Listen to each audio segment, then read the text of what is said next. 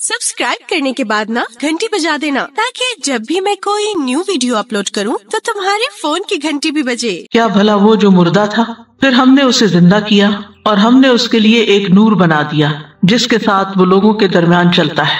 क्या उसकी तरह हो सकता है जो अंधेरों में है और उनसे निकलने वाला नहीं है। इसके बाद अल्लाह सुब्हानहू तआला ने कुफ्फार के ईमान न लाने की एक वजह बयान की कि वो कहते थे कि हम उस वक्त तक ईमान नहीं लाएंगे जब तक हमें भी वो ना दिया जाए जो अल्लाह के रसूलों को दिया गया है, तब हम ईमान लाएंगे अगर हमारे ऊपर भी बराह रास्त वही आए, किताब आए। तो उसके रद में अल्लाह सुब्हानहू तआला ने फरमाया, अल्लाहु आलमु हैथु यजअलु रिसालतहु, अल्लाह खूब जानता है कि वो अपनी रिसालत कहाँ रखे। यानी ये अल्लाह का फैसला है कि किसको रसूल बनाए और किसको ना बनाए। उसके बाद ये मिसाल बयान की गई जिसमें अल्लाह ताला फरमाते हैं कि अल्लाह जिसको चाहता है हिदायत देना, उसका सीना खोल देता है। यानी दूसरे लफ्जों में रिसालत की तरह हिदायत देने का इख्तियार भी अल्लाह ही के हाथ में है। वो अपने अदल के मुताबिक, अपनी हिकमत के मुताबिक जिसे चाहता है हिदायत देता है और उसके लिए हिदायत के रास्ते आसान कर देता है, और जिसे चाहता है उसकी सरकशी की वजह से नहीं देता और उसका सीना हक कबूल करने के लिए गुड़ जाता है, तंग पड़ जाता है। तो फरमाया, फमन युरिदिल्लाहु अन यहदियहु यशरह सदरहु लिल इस्लाम, जिसके साथ अल्लाह इरादा करता है कि उसे हिदायत से नवाजे, उसे हिदायत अता करे। तो यहाँ पर लफ्ज युरिदिल्लाहु इस्तेमाल हुआ है। युरिद अरादा युरीदु से इरादा करना। जैसा कि हम जानते हैं कि अल्लाह ताला के इरादे की दो किस्में हैं, इरादा कौनिया कदरिया और इरादा दीनिया शरइया। इरादा कौनिया कदरिया मशीयत के मानों में भी आता है, यानी जो अल्लाह चाहता है वो होता है, जो अल्लाह नहीं चाहता वो नहीं होता। और इरादा कौनिया में जरूरी नहीं कि जिस चीज का अल्लाह ताला ने इरादा किया है अल्लाह ताला को वो पसंद भी हो, जैसा कि कुफ्र है, शिर्क है वगैरह वगैरह, अल्लाह ताला पसंद नहीं करता कि वो वाक़ई हो। फिर इसी तरह दूसरा है इरादा दीनिया शरइया। ये सिर्फ उस चीज में होता है जिसे अल्लाह ताला पसंद करता है और उससे राजी होता है, और इसका ताल्लुक हर उस चीज के साथ है जिसका अल्लाह ने अपने बंदों को करने का हुक्म दिया है। और यहाँ इस आयत में कौन सा इरादा मुराद है? इरादा कौनिया मुराद है, पहली किस्म का इरादा। यानी जिसको अल्लाह हिदायत देना चाहता है, हिदायत देने का इरादा करता है। और जैसा कि हम जानते हैं कि हिदायत का माना लुत्फ करम के साथ किसी की रहनुमाई करना, और हिदायत भी दो तरह की होती है, एक हिदायत तौफीक होती है और एक हिदायत इरशाद होती है।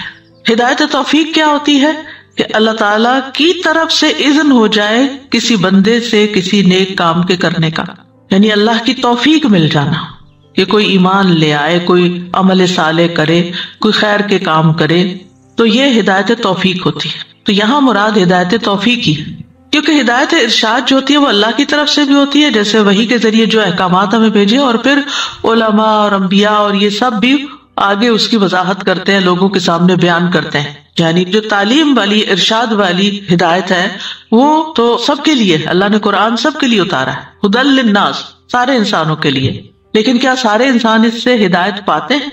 नहीं, सिर्फ वही पाते हैं जिनको अल्लाह ताला तौफीक देता है हिदायत पाने की। तो फमन युरिदिल्लाहु अन यहदियहु, जिसके साथ अल्लाह इरादा करता है कि उसको हिदायत दे, यानी सीधे रास्ते पर चलने की तौफीक अता कर दे, तो उसके लिए वो क्या करता है, उस पर क्या फजल फरमाता है, क्या इनाम फरमाता है? यशरह सदरहु लिल इस्लाम, उसका सीना इस्लाम के लिए खोल देता है, उसका शरह सदर हो जाता है। शरह का मतलब होता है शरहतुल लहम, गोश्त के टुकड़े लंबे लंबे पतले पतले काट के उसको फैला देना, यानी वो एक बोटी की शक्ल में था, आपने उसको स्लाइस करके काफी जगह पर स्प्रेड कर दिया, वो जो इतनी सी जगह ले रहा था अब वो फैल गया।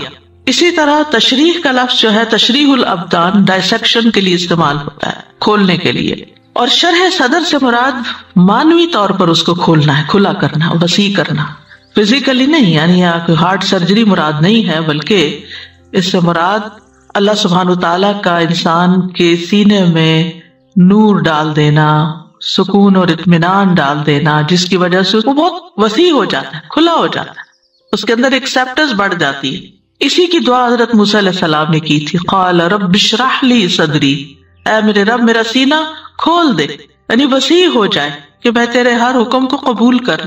نبی صلی اللہ علیہ وسلم کے بارے میں فرمایا الم نشرح لک صدرک، کیا ہم نے آپ کا سینہ آپ کے لیے کھول نہیں دیا؟ پھر اسی طرح سورۃ زمر میں آتا ہے افمن شرح اللہ صدرہ للاسلام، کیا بھلا وہ جس کا سینہ اللہ نے اسلام کے لیے کھول دیا، یعنی اس کے اندر ایکسیپٹنس کا لیول بڑھ گیا، اس کے لیے حق کو قبول کرنا بہت آسان ہو گیا، اس نے حق کو ویلکم کیا، کسی بھی چیز کو حق کی قبولیت کے راستے میں رکاوٹ نہیں بننے دیا، کوئی چیز آڑے نہیں آئی، جو حق آیا اندر آتا چلا گیا، اور اتنی جگہ تھی کہ اس نے اس کو قبول کر لیا اور مزید اس کے اندر وسعت پیدا ہو گئی، اور یہ اللہ تعالیٰ کا بہت بڑا انعام ہوتا ہے کسی کے لیے۔ ورنہ ہم دیکھتے ہیں کہ بہت سے لوگ ایسے تھے جو نبی صلی اللہ علیہ وسلم کی بات کو سن نہیں پاتے تھے، وہ کہتے تھے لا تسمعوا لهذا القرآن، وہ سننا بھی نہیں چاہتے تھے، والغوا فیہ، شور مچاؤ اس میں، کوئی سننے نہ پائے، کسی کے کان تک نہ پہنچے، یعنی اتنی ریزسٹنس تھی۔ لیکن جن لوگوں کے سینے کھل گئے، ان کو ہدایت مل گئی، ان کی اللہ کی کتاب سے وحی سے محبت بڑھ گئی۔ خود نبی صلی اللہ علیہ وسلم کیا چاہتے تھے کہ جبریل علیہ السلام جلد سے جلد آیا کریں، ان سے ملاقات زیادہ ہو، زیادہ سے زیادہ کچھ سیکھ سکیں۔ اور صدر سینے کے لیے استعمال ہوتا ہے جس میں دل ہوتا ہے، اس کی جمع صدور ہوتی ہے، وحصل ما فی الصدور، تو شرح صدر سے مراد پھر کیا ہوا؟ سینے کا وسیع ہو جانا، ہدایت کے لیے کھل جانا۔ اور للاسلام، اسلام کا مطلب ہوتا ہے اپنے آپ کو اللہ کے حکم کے تابع کر دینا، اپنے آپ کو اللہ کے سپرد کر دینا، اور یہاں اسلام سے مراد توحید اور ایمان ہے۔ ابن جریج کہتے ہیں کہ جب وہ یہ آیت پڑھتے تھے فَمَن يُرِدِ اللَّهُ أَن يَهْدِيَهُ يَشْرَحْ صَدْرَهُ لِلْإِسْلَامِ، تو کہتے کہ اس سے مراد ہے لا الہ الا اللہ، یعنی لا الہ الا اللہ کے کلمے کے لیے انسان کے سینے میں بہت وسعت پیدا ہو جاتی ہے، یعنی وہ لا الہ الا اللہ کو بہت خوشی کے ساتھ قبول کر لیتا ہے۔ انسان کے لیے اسلام کو قبول کرنا آسان ہو جاتا ہے، اور اسی طرح توحید کی بات اس کے دل کو خوش کر دیتی ہے۔ ابن عباس اس آیت کے بارے میں کہتے ہیں کہ اللہ اس کے دل کو توحید اور ایمان کے لیے کشادہ کر دیتا ہے، یعنی اٹ میک سینس ٹو ہم، اور وہ اس کی تلاش میں ہوتا ہے، اور جب وہ چیز مل جاتی ہے تو اس کو خوشی سے قبول کر لیتا ہے۔ اسلام پر عمل کرنا اس کے لیے آسان ہو جاتا ہے، اسلام کے ہر حکم کو دل کی خوشی کے ساتھ قبول کرتا ہے، وہ قرآن پڑھتا جاتا ہے اور اس کا دل کھلتا چلا جاتا ہے، اس کا اطمینان قلب بڑھتا چلا جاتا ہے، اس کے سینے میں وسعت پیدا ہوتی چلی جاتی ہے۔ یعنی ایسا انسان جو ہے، جتنے بھی اسلام کے شاعر ہیں یا احکامات ہیں ان میں اس کو کوئی اعتراض نہیں ہوتا، ان کو سمجھنے میں اس کو کوئی مشکل نہیں ہوتی، ان کی وہ بہت کوئی لمبی چوڑی ایکسپلینیشن نہیں چاہتا ہوتا، وہ کہتا ہے میرے رب کا حکم ہے، میرے لیے یہی کافی ہے کہ میرے رب نے حکم دیا ہے۔ آپ دیکھیں بندوں میں سے بھی جس سے آپ کو محبت ہوتی ہے، جس پر آپ کا اعتماد ہوتا ہے، اس کی چھوٹی سی بات بھی آپ کے لیے بڑی امپورٹنٹ ہوتی، وہ بڑے سے بڑا مشکل کام بھی آپ کو کہہ دے تو آپ کے لیے بوجھ نہیں ہوتا، آپ اس کو خوشی کے ساتھ کرتے ہیں، دل کی وسعت کے ساتھ کرتے ہیں، محبت کے ساتھ کرتے ہیں۔ تو یہی حال ہوتا ہے اس شخص کا جس کا سینہ کھول دے اللہ، کہ پھر وہ خوشی کے ساتھ اللہ تعالیٰ کے ہر حکم کو قبول کرتا ہے۔ لا الہ الا اللہ اس کے لیے ایک بڑا خوشگوار ایکسپیرینس ہوتا ہے۔ اس کے بعد اس کے لیے نماز کا وقت آتا ہے، وضو کرنا اس کو مشکل نہیں لگتا، خوشی سے وضو کرتا ہے، کیونکہ اس کو معلوم ہے کہ اللہ تعالیٰ پاک صاف رہنے والوں سے محبت کرتا ہے، تو وہ اللہ کی محبت حاصل کرنے کے لیے خوشی کے ساتھ آگے بڑھتا ہے۔ وہ پاک صاف رہنے کو پسند کرتا ہے، ہر طرح کی گندگی اور نجاست سے اس کو نفرت ہوتی ہے، چاہے وہ شرک کی ہو، چاہے وہ فزیکل کوئی نجاست ہو۔ نماز اس کو بوجھ نہیں لگتی۔ اس کے برعکس منافق کا حال آپ دیکھیں، وَإِذَا قَامُوا إِلَى الصَّلَاةِ قَامُوا كُسَالَىٰ، حتیٰ کہ اس کو تہجد پڑھنا بھی خوشگوار ایکسپیرینس لگتا ہے۔ جب سارے لوگ سو رہے ہوتے ہیں تو اس کو اٹھنے میں لذت آتی ہے۔ وہ رمضان کی آمد کا سنتا تو اس کا دل خوشی سے کھل اٹھتا ہے، وہ اس خوف میں نہیں ہوتا کہ ہائے بڑے مشکل ہوں گے اس سال روزے کیونکہ بہت لمبے ہیں، نہیں، وہ اس بھوک کو بھی انجوائے کرتا ہے جو وہ اللہ کی خاطر برداشت کرتا ہے۔ وہ ضبط نفس، اپنے نفس کی خواہشات پہ کنٹرول کرتا ہے، کیونکہ اس کے سینے میں ایک وسعت ہوتی ہے۔ وہ حج کے سفر کو مشقتوں بھرا ہونے کے باوجود بھی انجوائے کرتا ہے۔ وہ اللہ کے راستے میں زکوٰۃ دیتا ہے یا صدقات دیتا ہے تو دے کر خوش ہوتا ہے، دینے سے اس کے دل میں اور وسعت آتی ہے، کیونکہ اللہ تعالیٰ اس کے لیے یہ عمل آسان کر دیتا ہے۔ فَأَمَّا مَنْ أَعْطَىٰ وَاتَّقَىٰ وَصَدَّقَ بِالْحُسْنَىٰ فَسَنُيَسِّرُهُ لِلْيُسْرَىٰ، یعنی اللہ تعالیٰ اس کے لیے یہ سارے کام آسان کر دیتے ہیں.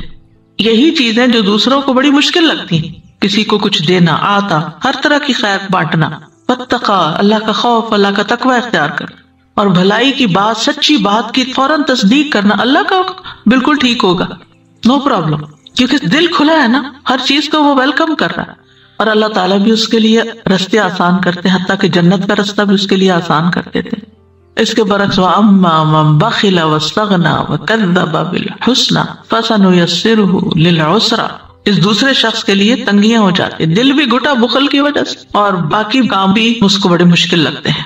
تو کوئی بھی حکم ہو، حجاب کا حکم ہو، سود سے بچنے کا ہو، کچھ بھی، کوئی قضاء و قدر کا معاملہ ہو، اس کی زندگی میں کوئی مشکل وقت ہو، وہ اللہ کے ہر فیصلے پہ راضی ہوتا چلا جاتا ہے، اس کا شرح صدر ہوتا چلا جاتا ہے. وہ ان تمام اعمال پر خوشی اور مسرت اور خندہ پیشانی سے عمل کرتا ہے جو اللہ اور اس کے رسول صلی اللہ علیہ وسلم کی طرف سے اس کو پہنچتے ہیں. نبی صلی اللہ علیہ وسلم کیوں فرماتے تھے کہ وَجُعِلَتْ قُرَّةُ عَيْنِي فِي الصَّلَاةِ، میری آنکھوں کی ٹھنڈک نماز میں، کیونکہ شرح صدر ہے کہ میرے رب کے ہر حکم، ہر فیصلے کے اندر خیر ہی خیر ہے، بھلائی بھلائی، اسی میں میرا فائدہ ہے. چاہے مجھے یہ کام مشکل لگتا ہے لیکن میرا فائدہ اس میں ہے. تو وہ شخص حق کا اعتراف کرتا ہے، نیکی کر کے خوش ہوتا ہے، وہ جنت کے حصول کے لیے اپنی انا قربان کر دیتا ہے، وہ ہر طرح کی مشکلوں کو پار کرتا چلا جاتا ہے، ہر طرح کے امتحان سے خوشی کے ساتھ گزرتا چلا جاتا ہے، وہ اللہ تعالیٰ کے احکامات کے آگے جھکتا چلا جاتا ہے. وہ یہ نہیں دیکھتا کہ میں کسی انسان کے آگے جھک رہا ہوں کہ فلاں حق بیان کرے گا تو قبول کروں گا اور فلاں کرے گا تو نہیں کروں گا. وہ دیکھتا ہے کہ میں حق بات کو قبول کر رہا ہوں، وہ جو کچھ کرتا ہے اللہ کے لیے کرتا ہے. اور اصل میں تو اللہ سبحانہ تعالیٰ نے ہر نفس کے اندر فجور اور تقویٰ تو رکھ ہی دیا ہے، اور جو اپنا تزکیہ کرتا رہتا ہے وہی فلاح پاتا ہے، اور جو اس کو آلودہ کر لیتا ہے وہ نامراد ہو جاتا ہے. تو ہر شخص کے سامنے دونوں راستے ہیں، وہ فجور کے راستے کی طرف جائے اور اس سے خوشی پائے، یا وہ تقویٰ کے راستے کی طرف جائے اور اس سے خوش ہو اور اس کے اندر ایک اطمینان ہو، دنیا میں بھی، موت کے وقت بھی، یا ایتھا النفس المطمئنہ، اور پھر مرنے کے بعد قبر میں بھی، اور پھر قیامت کے دن بھی. اور یہ ایکسپیرینس انسان کو زندگی کے ہر مرحلے میں ہوتے ہیں کہ وہ کس کام سے خوش ہوتا ہے، کیا چیز اس کی خوشی میں اضافے کا باعث بنتی ہے، اور کس چیز سے وہ تنگ دل ہوتا ہے. ہم میں سے ہر ایک کے لیے ایک کرائٹیریا ہے یہ دیکھنے کے لیے کہ ہمارا سینہ حق کے لیے کھلا ہے یا ہمارا سینہ باطل کی طرف جاتا ہے، یعنی اس کا شرح صدر غلط کاموں سے ہوتا ہے اور برائی کی طرف لپکتا ہے. کیونکہ اس کے برعکس وَمَن يُرِدْ أَن يُضِلَّهُ يَجْعَلْ صَدْرَهُ ضَيِّقًا حَرَجًا، اور جس کو اللہ تعالیٰ گمراہ کر دیتا ہے، یعنی گمراہ کرنے کا ارادہ کرتا ہے، اس کا سینہ تنگ اور گھٹا ہوا کر دیتا ہے. یدل اضل یدل ادلال سے ہے دوسرے کو گمراہ کرنا.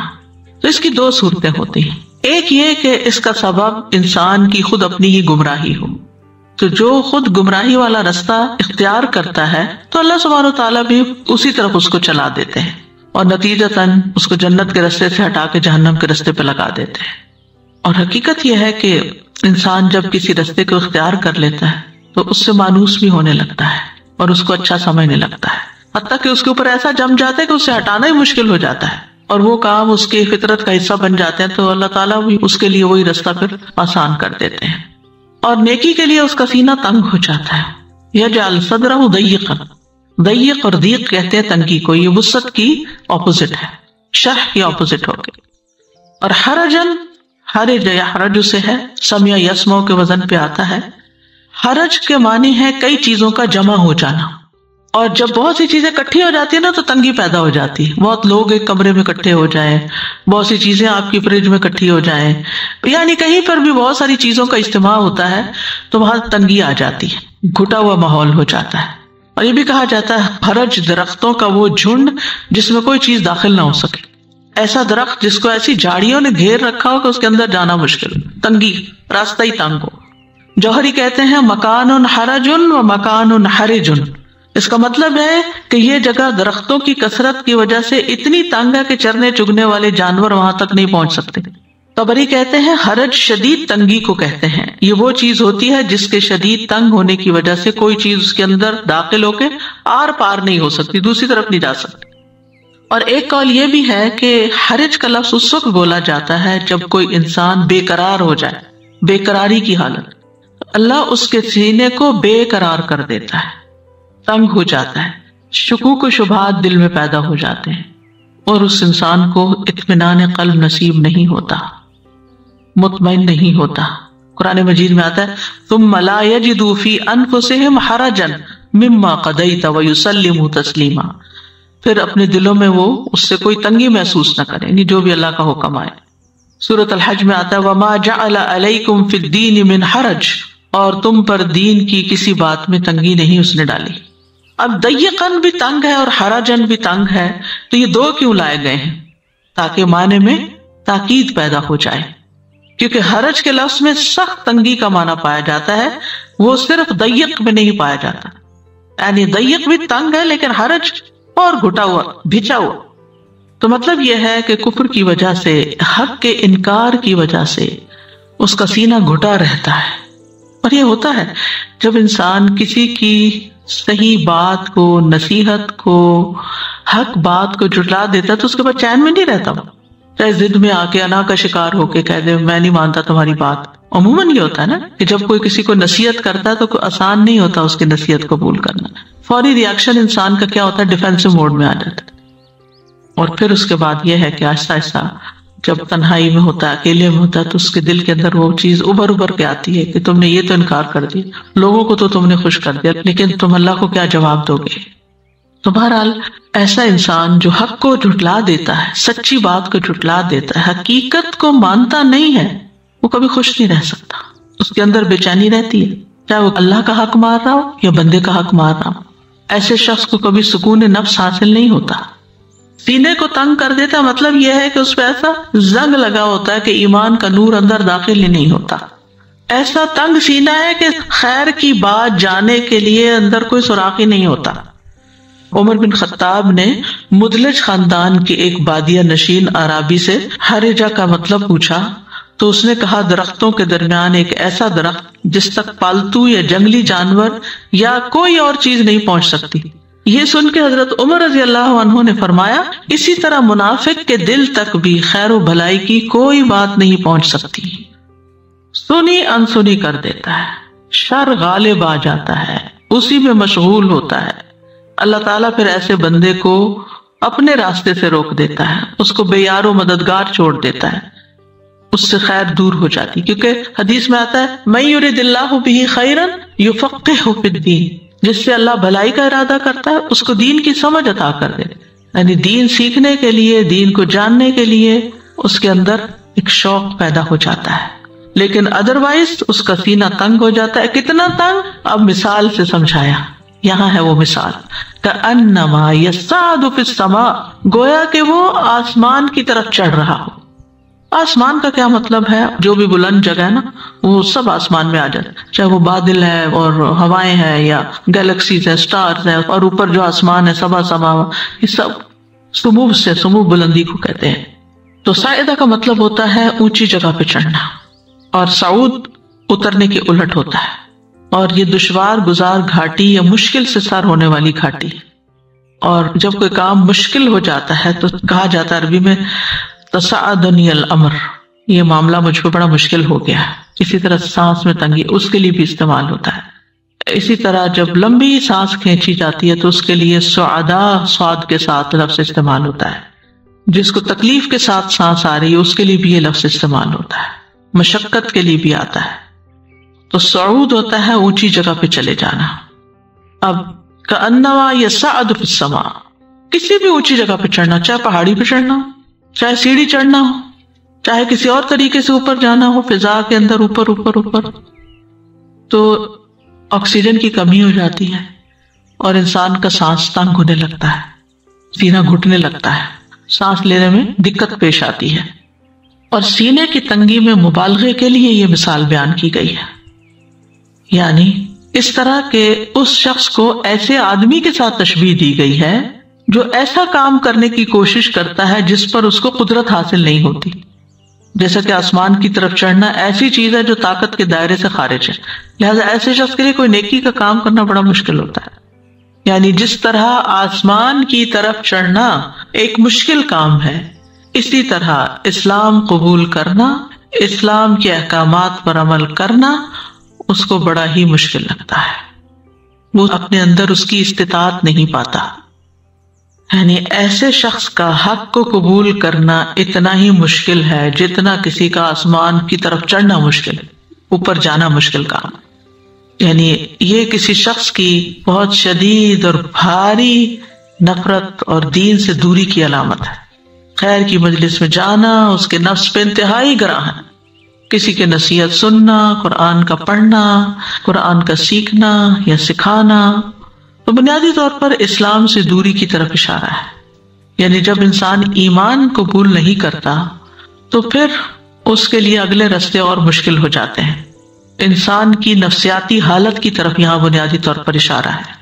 یعنی ویسے اس کا سانس ٹھیک آتا ہے، فزیکلی وہ بڑا فٹ انسان ہے، اس کو کوئی پرابلم نہیں ہے سانس کی، لیکن خیر کی بات کے لیے اسے بڑی مشکل ہے۔ قرطبی کہتے ہیں اللہ نے کافر کے ایمان سے نفرت کرنے اور ایمان کے اس پر بھاری ہونے کو تشبیہ دی ہے کہ جس پر کوئی ذمہ داری ڈال دی جاتی ہے تو اس کو کرنے کی طاقت نہیں رکھتا، جیسے کہ آسمان پر چڑھنا انسان کے بس میں نہیں۔ اور عمومی طور پر خیر کی بات سننا یا خیر کے کام کرنا جس شخص کے لیے مشکل ہو، اس کا دل نہ چاہتا، اس کا دل نہ لگتا، اس کا دل خوش نہ ہوتا، اس کے لیے اس کا دل راضی نہ ہوتا ہو۔ جیسے کچھ لوگ نماز نہیں پڑھتے، جب انہیں نماز کی طرف بلایا جاتا ہے تو گویا ان کے اوپر پہاڑ گر پڑا، حالانکہ گھنٹہ گھنٹہ جم میں ایکسرسائز کریں، نماز میں تو کوئی جسمانی مشقت بھی نہیں۔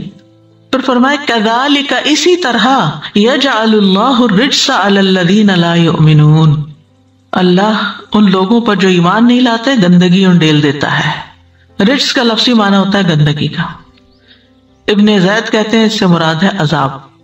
ابن عباس کہتے ہیں اس سے مراد شیطان ہے، یعنی اللہ تعالیٰ اس پر شیطان کو مسلط کر دیتا ہے، شیطان اس پر قابو پا لیتا ہے، جو اس کو ایمان کے قریب نہیں پٹکنے دیتا یا دین کے قریب نہیں آنے دیتا، جیسا کہ سورۃ زخرف میں بھی آتا ہے وَمَن يَعْشُ عَن ذِكْرِ الرَّحْمَنِ نُقَيِّضْ لَهُ شَيْطَانًا فَهُوَ لَهُ قَرِينٌ، جو رحمان کے ذکر سے آنکھیں بند کر لیتا ہے ہم اس پر ایک شیطان مسلط کر دیتے ہیں جو اس کا ساتھی بن جاتا ہے۔ بعض کہتے ہیں کہ رجس سے مراد دل کی تنگی، قلق، اضطراب، بے چینی، بے اطمینانی ہے۔ جو ایمان نہیں لاتا، یعنی اس نے انکار تو کر دیا، نہیں مانی بات، لیکن اس کے بعد اس کے اندر خوشی نہیں رہی، جیسا کہ قبول کرنے والے کے اندر ایک وسعت آ جاتی ہے دل میں، وسیع دل۔ اور آپ دیکھیے کہ دل کی وسعت جو ہے وہ زندگی میں کتنا فائدہ دیتی ہے۔ انسان بڑی بڑی باتیں سہ جاتا ہے، لوگوں کی غلطیوں کو معاف کر دیتا ہے، دوسروں کو دے کر خوش ہوتا ہے۔ یعنی وہی کام جو تنگ دل انسان کے لیے بڑی مشکل ہوتے ہیں اس کے لیے بڑے ہی آسان ہے۔ یعنی کچھ لوگ ہوتے ہیں نا کہ ان کو تھوڑا سا بھی مال خرچ کرنا پڑے تو ان کے اوپر موت آ جاتی ہے، جیسے گویا موت کے تجربے سے گزر۔ اور کچھ لوگ دائیں بائیں، آگے پیچھے، دن رات، اوپر نیچے، جہاں ضرورت ہوتی ہے خیر بانٹتے چلے جاتے ہیں، بانٹتے چلے جاتے ہیں، اور بانٹ کر ان کو کوئی ملامت نہیں، ندامت نہیں ہوتی، ان کے اندر ایک اطمینان ہوتا ہے، خوشی آتی، دل اور کھل جاتا ہے، وہ جو لطف آتا ہے اس کے بعد مزید نیکی کرنے کو دل چاہتا ہے۔ اسی لیے آپ دیکھیں کہ جو لوگ رمضان کے روزے انجوائے کرتے ہیں نا، ان کے لیے شوال کے روزے بائیں ہاتھ کا کھیل ہوتا ہے، ان کو ایک لطف حاصل ہوتا ہے، ایک لذت حاصل ہوتی ہے۔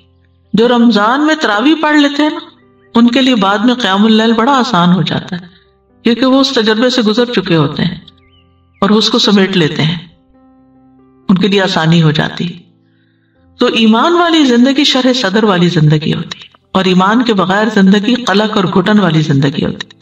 سورۃ طٰہٰ میں آتا ہے وَمَنْ أَعْرَضَ عَنْ ذِكْرِي فَإِنَّ لَهُ مَعِيشَةً ضَنْكًا، اور جو میری یاد سے منہ موڑے گا اس کی زندگی تنگ ہو جائے گی۔ ابن کثیر کہتے ہیں کہ نہ ہی اسے اطمینان ملتا ہے، نہ ہی اس کا سینہ وسیع ہوتا ہے، بلکہ گمراہی کی وجہ سے اس کا سینہ گھٹن اور تنگی والا ہوتا ہے، اگرچہ ظاہری طور پر وہ خوشحال ہی کیوں نہ ہو، ملینئر ہے، لیکن دل تنگ ہے، اندر کوئی خوشی نہیں، مال ہے، بے تحاشا مال ہے، مینشن میں رہتا ہے، ہر سہولت ہے زندگی، طرح طرح کے کھانے ہیں میز پر، لیکن دل کی خوشی کوئی نہیں، کیونکہ دل میں اللہ کی پہچان نہیں، اللہ کی محبت نہیں، ایمان نہیں، ایمان کا نور نہیں۔ ہر چیز بے ذائقہ بے مزہ ہو کے رہ گئی ہے۔ ابن کثیر کہتے ہیں خواہ وہ اپنی مرضی کا لباس ہی کیوں نہ پہنتا ہو، اپنی مرضی کا کھاتا ہو، جہاں چاہتا ہو رہائش رکھتا ہو، لیکن اس کا دل یقین اور ہدایت تک نہیں پہنچتا، وہ پریشانی، حیرت اور شک میں ہی رہتا ہے، وہ ہمیشہ ہی متردد رہتا ہے، اور یہ چیز معیشت ضنکا میں سے ہے، ہر وقت ایک بے چینی ہے اندر۔ رجس کا ایک معنی دنیا میں لعنت اور آخرت میں عذاب بھی ہے۔ بغوی اپنی تفسیر میں لکھتے ہیں، زجاج کہتے ہیں رجس کا مطلب دنیا میں لعنت برسنا اور آخرت میں عذاب میں گرفتار ہونا ہے۔ مجاہد کہتے ہیں رجس سے مراد ہر وہ چیز جو خیر سے خالی ہو، یعنی کفر اور شرک کی ناپاکی کا زنگ طے در طے ان کے دلوں پہ چڑھ جاتا ہے کہ پھر دلوں پہ مہر لگ جاتی ہے، ہدایت ملنا مشکل ہو جاتی ہے۔ وَأَمَّا الَّذِينَ فِي قُلُوبِهِم مَّرَضٌ فَزَادَتْهُمْ رِجْسًا إِلَىٰ رِجْسِهِمْ، رہے وہ لوگ جن کے دلوں میں بیماری ہے تو اس نے ان کو ان کی گندگی کے ساتھ اور گندگی میں اضافہ کر دیا۔ تو بہرحال اس مثال میں دو کردار بتائے گئے، ایک وہ جس کا سینہ ایمان کے نور سے منور ہے، جو نیکی سے لذت پاتا ہے، جس کے اندر یقین اور توکل کی دولت ہے، اللہ اور اللہ کے بندوں سے محبت کی دولت ہے، وہ نیکی کو بوجھ نہیں سمجھتا۔ اس کے برعکس دوسرا کردار جس کے اندر ایمان، علم اور یقین نہیں ہے، اس کا سینہ تنگ اور گھٹا ہوا ہے، اس کا دل شبہات اور شہوات کے سمندر میں ڈوبا ہوا ہے، بھلائی اس تک راہ نہیں پا سکتی اور نہ بھلائی کے لیے دل کھلتا ہے۔ اور اس آیت سے یہ بھی بات پتہ چلتی ہے کہ ہمارا سینہ جو ہے، یا دوسرے معنوں میں دل جو ہے، یہ وہ مقام ہے، وہ جگہ ہے جہاں اللہ کی معرفت ہوتی ہے، اللہ کی محبت ہوتی ہے، اللہ پر ایمان ہوتا ہے، یقین ہوتا ہے، اطمینان ہوتا ہے، ایک نور ہوتا ہے، اور ایک انابت کی کیفیت ہوتی ہے، رغبت کی کیفیت ہوتی ہے، رہبت کی کیفیت ہوتی ہے۔ اور جس کا سینہ ایمان کے لیے کھل جائے اسے رب کی طرف سے نور ملتا ہے۔ افمن شرح اللہ صدرہ للاسلام فہو علی نور من ربہ، اس کے سینے پر نور کا نزول ہوتا ہے۔ اسی لیے میں ریکمینڈ کرتی ہوں کہ اگر دل پہ کسی قسم کا بوجھ یا ایک قلق اور بے چینی اور ایسی کیفیات آئیں تو اللہ سے نور مانگیں، اور نماز کے بعد، جیسے فجر کے بعد تو ہم مانگتے ہی ہیں، سنت اور فرض کے بیچ میں نور کی دعا، باقی نمازوں میں بھی اگر شروع کر دیں فرض کے بعد بیٹھ کے، یعنی جب کبھی ایسی کیفیت ہو تو آپ دیکھیں گے کہ ایک نہ صرف اطمینان قلب بڑھے گا بلکہ زندگی میں فیصلے بڑے آسان ہو جائیں گے، کیونکہ کلیئرٹی آف تھاٹ آ جاتی کہ کیا کرنا اور کیا نہیں کرنا۔ تو جو ایمان والا ہوتا ہے اس کا قلب مطمئن بالایمان ہوتا ہے، اور جس کا سینہ کفر کے لیے کھل جاتا ہے اس پر اللہ کا غضب ہوتا ہے۔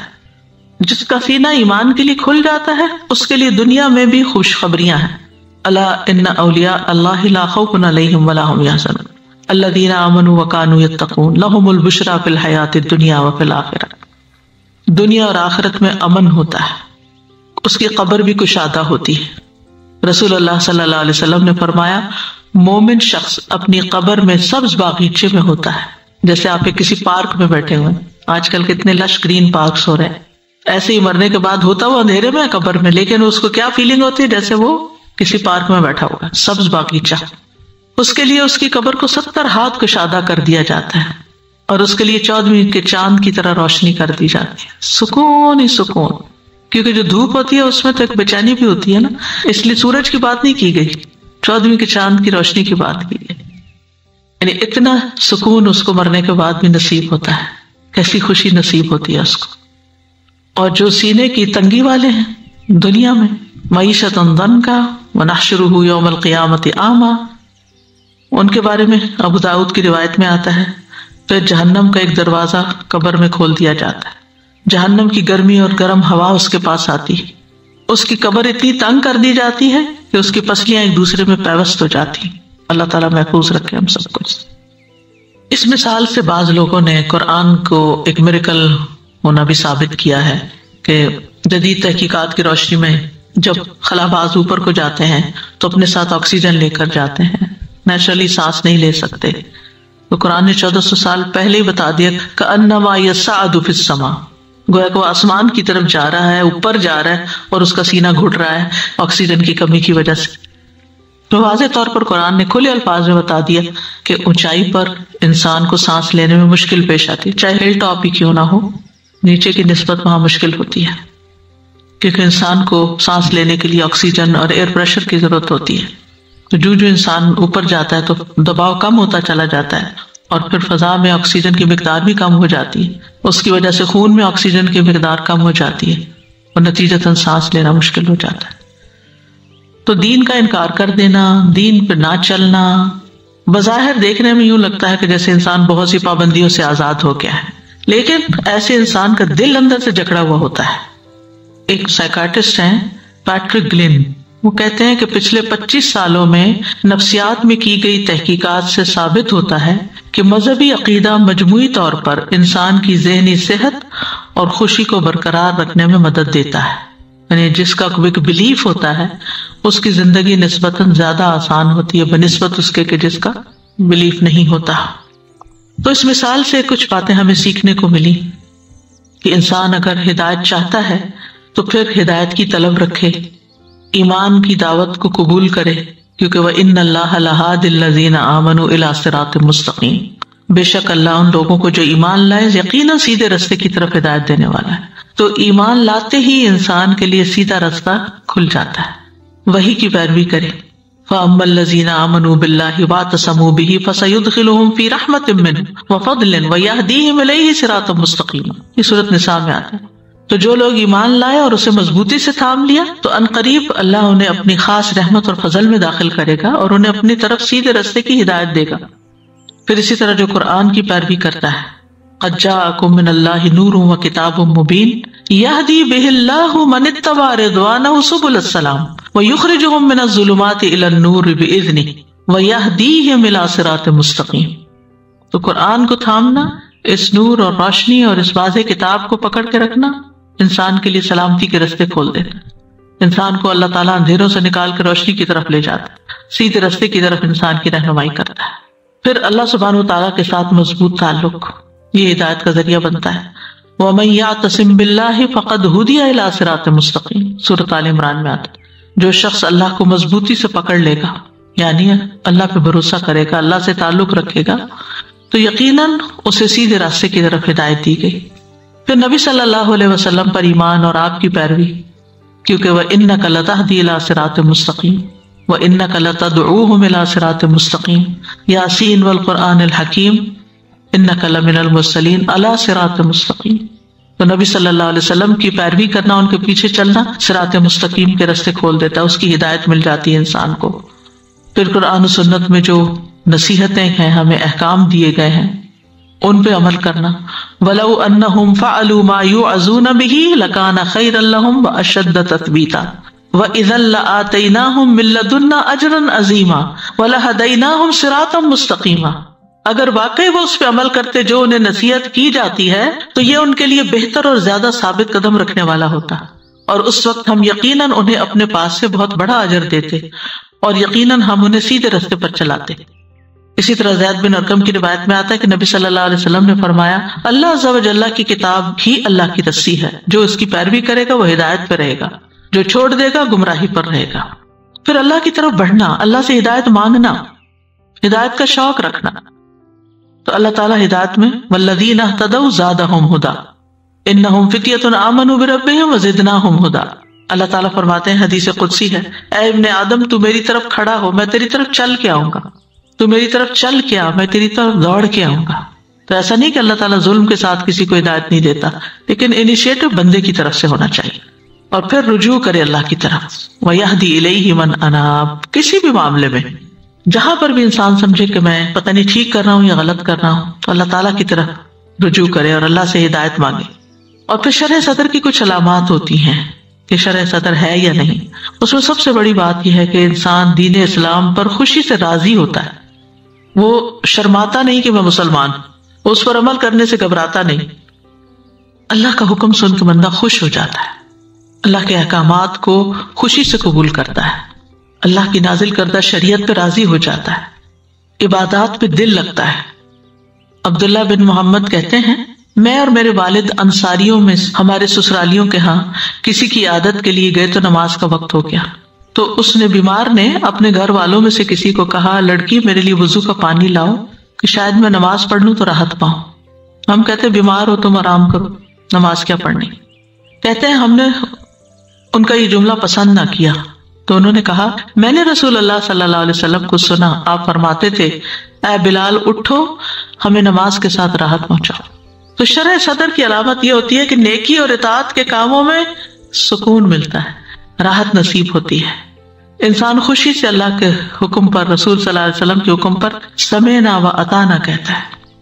عبداللہ بن مسعود کہتے ہیں ہم رسول اللہ صلی اللہ علیہ وسلم کے ساتھ ہوتے تھے تو آپ کو کسی بھی معاملے میں صرف ایک بار کہنے کی ضرورت پیش آتی تھی، ہم فوراً اس کو کر لیتے تھے۔